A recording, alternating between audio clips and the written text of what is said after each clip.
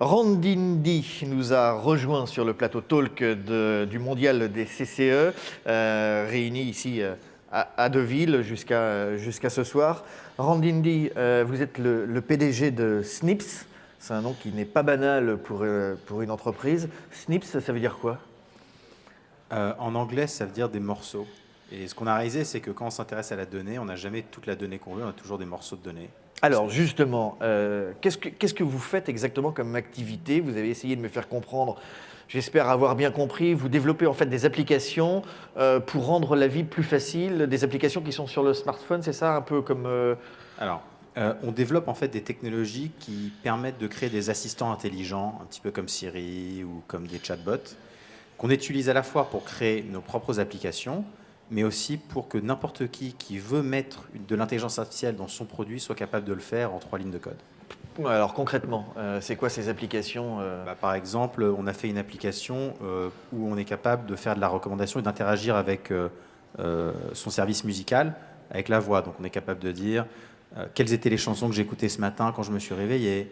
Crée-moi une playlist avec toutes les chansons que j'ai écoutées quand j'ai fait un jogging avant-hier à Londres. Donc véritablement, en fait, des interactions qui seraient impossibles de faire autrement que par le langage naturel. On en est où justement aujourd'hui dans cette révolution, j'allais dire, technologique, sur toutes ces applications? Est-ce qu'on arrive un peu à saturation ou est-ce qu'il y a encore un champ de développement absolument gigantesque devant nous? Ah, on n'en est qu'au début. On n'en est qu'au début? C'est-à-dire qu'on s'attend à ce qu'il y ait 30 fois plus d'objets connectés dans les 10 prochaines années.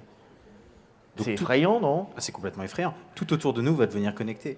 Et d'ailleurs, c'est pour ça que l'intelligence artificielle joue un rôle clé dans ce futur-là. C'est-à-dire que si on continue dans la lancée dans laquelle on va maintenant, on va devenir tellement submergé de technologies qu'on va finalement nous-mêmes devenir des robots.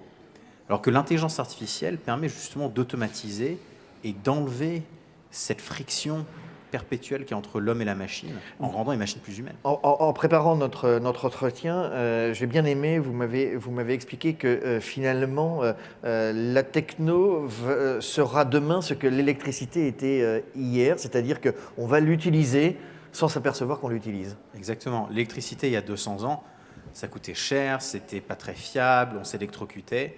Et au fur et à mesure qu'on a commencé à améliorer la technologie, on a commencé à s'en servir un petit peu partout. Et en tant qu'humain, on est arrivé à un point où c'était tellement intégré dans nos vies qu'on a complètement arrêté d'y penser. Ça a disparu en arrière-plan. Et c'est exactement pareil que l'intelligence artificielle va permettre de faire avec tous les objets connectés.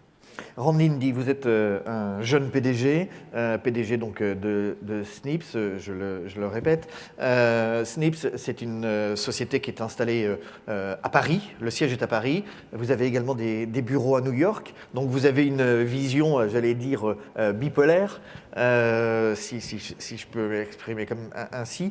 Quelle est la différence entre les startups françaises et les startups américaines? Est-ce qu'il y en a? Est-ce que les Français se positionnent plutôt, sont plutôt offensifs sur ces activités de nouvelles techno? Est-ce qu'ils ont des armes pour affronter les Américains notamment? Quand il s'agit de données d'intelligence artificielle, je pense qu'en France, on est beaucoup mieux lotis en termes de talent. On a des écoles qui en fait finalement produisent des gens qui sont très très bons avec manipuler la donnée. Par contre, aux États-Unis, ils sont vraiment bons en business et en marketing. Voilà, la réalité, elle est là. C'est que en France, j'ai remarqué que c'est très facile de grossir vite en France et d'être confortable, et donc du coup de repousser l'aspect internationalisation de sa boîte. C'est-à-dire? Bah, on peut monter une entreprise qui gagne énormément d'argent tout en restant français. Alors qu'en fait, aux États-Unis, ils ont cette mentalité où ils vont directement attaquer en fait le monde. Donc c'est une question, en fait, c'est une mentalité complètement différente. Et la raison pour laquelle nous, on a voulu aller aux États-Unis le plus vite possible, c'était justement pour ne pas en fait se focaliser que sur la France, mais dès le début créer une entreprise qui a pour vocation d'être globale.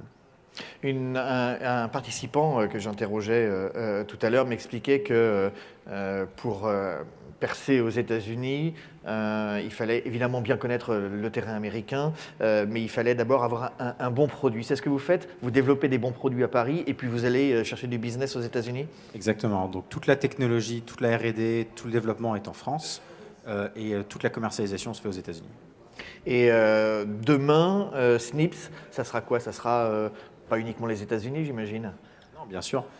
Il y a un aspect géographique dans l'intelligence artificielle. Vu qu'on traite le langage humain, il y a quand même une composante où il faut s'adapter aux langues des différentes régions. Donc c'est un petit peu délicat à s'internationaliser très rapidement. Mais l'objectif à terme, c'est que tous les objets connectés de la planète contiennent nos technologies, quelle que soit la langue, le pays ou l'application que les gens veulent en faire. Pour conclure, Randindi, vous êtes ici au Mondial des CCE. Qu'est-ce que vous êtes venu rechercher ici à Deauville? Justement, être un petit peu en interaction avec une communauté qui est différente de celle à qui je suis d'habitude, pour comprendre comment eux voient les enjeux numériques dans le futur au travers de ce qu'ils font dans leur vie de tous les jours, qui peut du coup moi aussi me permettre de comprendre comment est-ce que je peux m'intégrer dans un écosystème qui est quand même un petit peu plus large que celui juste de ma propre start-up. Et quels enseignements vous en avez tirés de ces 2 jours de table ronde, échange?